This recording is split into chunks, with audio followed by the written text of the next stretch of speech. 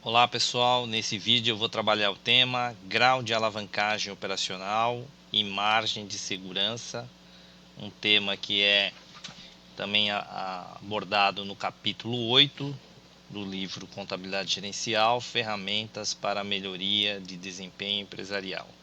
Se você quiser saber um pouco mais aí do meu currículo, é só você colocar no Google que você consegue ver o que a gente tem produzido em termos de pesquisa e em termos de atuação na academia, como professor e pesquisador, e também em projetos de consultoria. Muito bem, então uma situação organizacional em que três sócios, três pessoas estão tentando fazer um business plan, né? Então, nesse momento, uma pessoa tem a seguinte dúvida: será que devemos ter vendedores contratados ou representantes comerciais? A outra pessoa tem a seguinte dúvida: se um dos materiais que usamos no produto se devia comprar ou se deveria produzir.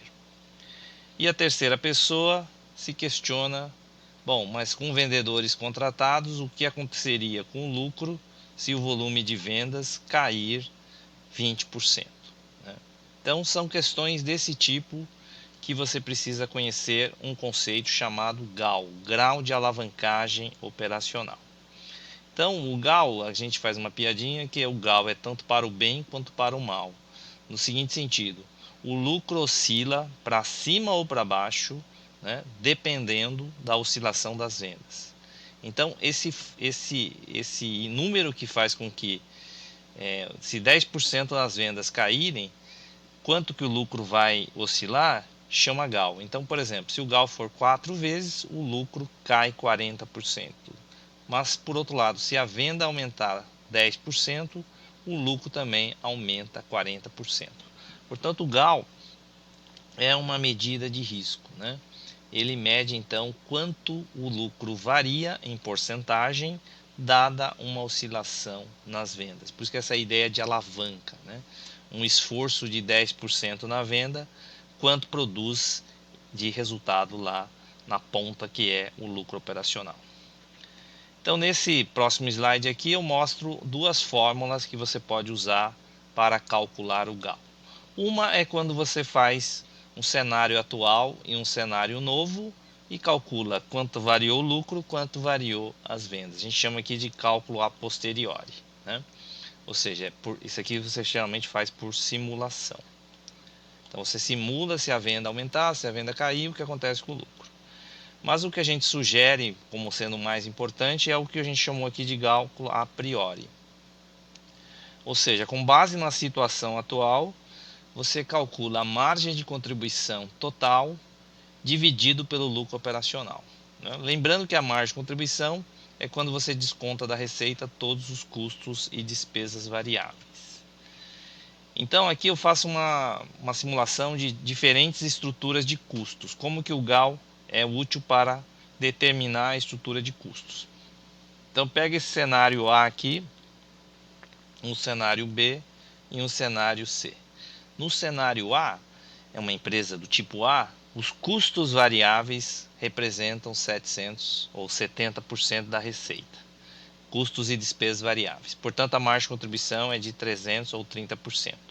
Já os custos e as despesas fixas montam em 200. Portanto, o lucro operacional é 100.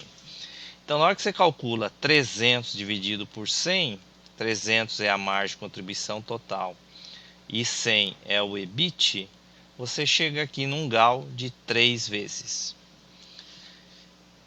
Agora, eu poderia montar uma outra estrutura com menos custo variável, somente 30% da receita, e a outra parte eu montaria com custos e despesas fixas. Aqui é um exemplo didático em que o lucro não muda e que a receita não muda.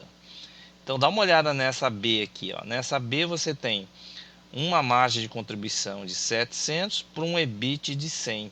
Portanto, seu GAU é de 7 vezes. Né? Se a venda oscilar 10%, o seu EBIT aumenta 70%. Mas se cair 10%, o seu EBIT também cai 70%. Portanto, isso é a ideia de GAU. Você usa o GAU para montar a estrutura de custos e não simplesmente para calcular. Dá uma olhadinha na estrutura do tipo C. A C tem mais ainda custos e despesas variáveis e muito menos custos e despesas fixas.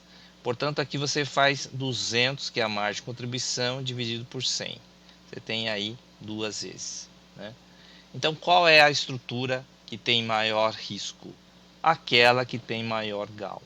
Essa aqui é que tem maior risco. A oscilação do lucro oscila a uma razão de 7 vezes, né? Então, a ideia do risco no sentido de diferença, né, em relação à variação da volatilidade, vamos dizer assim, né? Quer dizer, quanto o lucro cai, quanto o lucro aumenta. E se esse número é muito alto, você fala que isso é risco. Nesse próximo slide, eu comparo esse GAL com uma ideia de margem de segurança, para você ver como o número é oposto, vamos dizer assim. Então, a gente já tinha feito aqui o GAL. Aqui eu calculei um ponto de equilíbrio, né? Pegando que o custo e a despesa fixa de 200 dividido pela margem de contribuição. Então, quando você pega 200, aqui você poderia calcular assim, né? Quer dizer, custos e despesas fixas dividido pela margem de contribuição percentual. Aí você acha o ponto de equilíbrio. Então, a distância entre o ponto de equilíbrio e a receita vai se chamar de margem de segurança. Então, nesse caso aqui, você teria uma margem de segurança de R$ 333, que equivale, né, vou colocar aqui, R$ 333, que é a distância entre o ponto de equilíbrio e a receita atual, né? E você divide pela receita atual. Isso é a margem de segurança. Então, de modo que, se você multiplicar 3 vezes 33, vai dar 100%. Então, se o GAL é 3, a margem de segurança é 33%. Se o GAL é 2, a margem de segurança é 50%. Então, margem de segurança é um conceito que a gente vai ver daqui a pouquinho, mas ele indica quantos por cento você pode perder da venda atual sem operar no prejuízo. Na situação B que a gente estava fazendo, né, que o GAL era maior, você vê então que a margem de segurança é menor. Então, quer dizer, quanto maior o risco, menor também é a sua margem de segurança. Aqui o ponto de equilíbrio iria para 857, que agora os custos e despesas variáveis montam somente 30% e o custo fixo fica com maior relevância, né, maior representatividade. E aqui na situação B, né, então 2 vezes 50% dá 100. Então, se o GAL é 2, a margem de segurança é 50%. Tá certo? Então, essa é a ideia de GAL. O GAL, eu já combinei aqui o GAL com a margem de segurança, mas a margem de segurança eu vou falar um pouquinho mais para frente, né? Então, como que a gente pode analisar também de outra forma, né? De outra forma, você pode comparar esses valores aqui divididos pela margem de contribuição. Então, nesse exemplo aqui, você tem mais ou menos aqui, ó, 200 sobre 300, quer dizer, 67% da margem de contribuição estaria comprometida com custos fixos. Então, a gente chama isso aí de grau de engessamento, né? Que é o quanto da sua margem de contribuição já está comprometido com custos e despesas fixas. Aqui você teria um grau de engessamento de 50%, né? Por quê? Porque de 200 de margem de contribuição, R$ 100 já estão comprometidos com custos e despesas fixas. Portanto, uma ideia aí de grau de engessamento.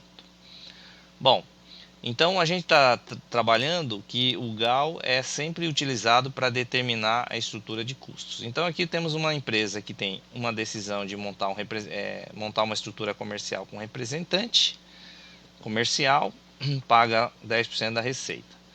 E a outra é que ela contrata com vendedor contratado, CLT, mesmo assim tem um salário fixo, né? E mesmo assim tem uma comissão variável. E as receitas não mudam, nem os custos variáveis de produção, né? E os custos fixos também não mudam, mas as despesas fixas essas já mudam. Portanto, com representante é 80 e com com vendedor contratado é 160. Nesse caso aqui a gente pode avaliar o GAL, continuando aqui o exemplo. Então, nesse exemplo, cenário 1, representante, a margem de contribuição, o custo variável é 600, a despesa variável é 100. Portanto, a margem de contribuição é 300. Como você tem aqui 200 de custo e despesa fixa, seu EBIT é 100. Então, dividindo 300 por 100, você tem um GAL de 3 vezes. Margem de contribuição dividido por EBIT. E o vendedor contratado? O custo variável não muda, mas a comissão muda. Então, aqui a comissão só vai a R$10. Então, a margem de contribuição agora passou para 390. Em compensação, o seu custo e a despesa fixa foi para 280. E o seu EBIT é um pouco maior, 10% maior, né? E aí, então, a gente analisa agora o GAL. Então, 390 dividido por 110, isso vai dar aí 390 dividido por 110, meio ruim aqui de conta, né? Mas vai dar acho que 3,5, se eu não me engano, né? 3,5. Então, se você dividir 390 por 110, 3,5 seria o GAL arredondando. Então, o ponto é, vale a pena você ter uma estrutura de risco maior, né? Maior, para ganhar R$10 a mais ou 10% a mais em termos de lucro, né? Vamos falar 10% que é mais correto, né? 10%. Então, essas são escolhas que a empresa vai fazer, tá? Então, agora depende da empresa, depende da estratégia da empresa, depende de como a empresa enxerga o cenário futuro. Então, nesse próximo slide a gente faz essa amarração. Se o cenário é crescimento de vendas, qual que é a decisão? Se o cenário é queda de vendas, qual seria a decisão, né? Então, em termos de GAL, se o cenário é crescimento de GAL, você vai preferir a estrutura com um GAL maior, né? Se o cenário é queda de vendas, você vai montar a sua estrutura de custo e despesa fixa com um GAL menor, que é para você ser menos impactado no lucro. Portanto, no cenário crescimento de vendas, você vai preferir mais custo fixo, aumentar custo fixo, trocando por custo variável, né? Reduzindo o custo variável. Se o cenário é queda de vendas, você vai fazer o contrário. Vai reduzir custo fixo e vai aumentar custos variáveis. Tá certo? E alguns exemplos seriam, então, né? No caso aqui a gente até um exemplo do representante, mas poderia usar outros exemplos. Se a empresa vai crescer vendas, então você pode, por exemplo, internalizar, né? Internalizar serviços, internalizar produtos. Se o cenário é queda de vendas, então, portanto, você deveria terceirizar. Então, nesse caso, você faria um CAPEX na internalização, né? Reduzindo a OPEX, ou a despesa operacional, e aumentando um CAPEX, um imobilizado. E o contrário, o cenário de vendas, que você aumentaria um OPEX e reduziria um CAPEX. Em vez de você produzir, você terceiriza, né? Esse é um outro exemplo. O exemplo que nós fizemos agora foi vendedor CLT. Aqui você faria vendedor representante, ou seja, a ideia é trocar custo no cenário de queda de vendas, trocar custo fixo por custo variável. Tá certo? Beleza, então vamos continuando aqui para terminar esse vídeo. Vamos trabalhar com uma ideia final de margem de segurança. Como avaliar o risco da empresa operar no prejuízo. Então esse conceito chama margem de segurança, que eu já abordei ali naqueles slides anteriores. Então você compara as suas vendas atuais em quantidade ou valor, diminui da venda no ponto de equilíbrio e faz sempre uma medida relativa, que é comparar com as suas vendas atuais. Então é uma conta simples de fazer, na verdade, né? Agora, a discussão é como avaliar, né? Como avaliar se é alta, se é baixa. Então, uma das coisas importantes é você ver a concentração de vendas em segmentos de negócios, em categoria de cliente ou produto. Também outra coisa que você pode avaliar é a volatilidade histórica da venda, né? Então, quanto maior a volatilidade, maior deveria ser a margem de segurança.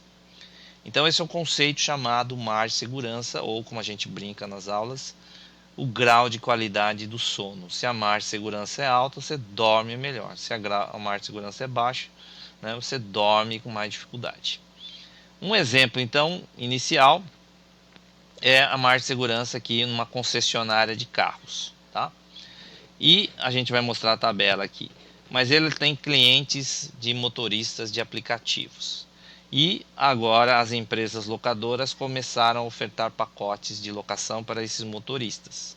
E, portanto, esses clientes da concessionária, né, podem estar migrando para, em vez de comprar carros, alugar carros. Sabe-se aqui que o ponto de equilíbrio é de 80 veículos. Então, a gente olha aqui que o total das vendas é 100 unidades, um exemplo didático, e só o cliente de aplicativo corresponde a 40% dos 100% aqui, né?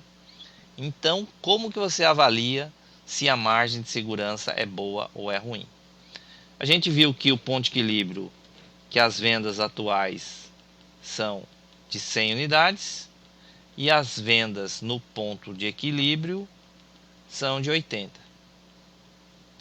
Portanto, você tem uma folga aqui de 20 veículos, que proporcionalmente a 100 veículos, que é a sua venda atual, isso representa 20%.